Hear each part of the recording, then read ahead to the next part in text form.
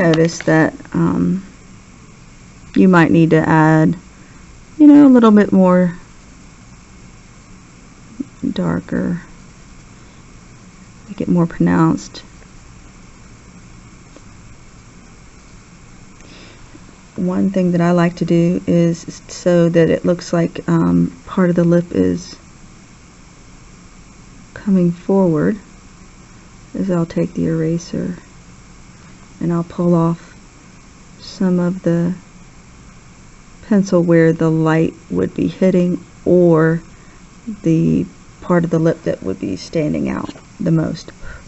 And then you can soften that with your blending stick.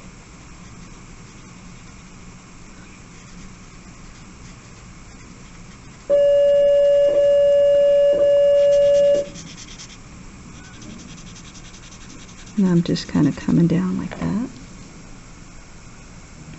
And so that's the lips.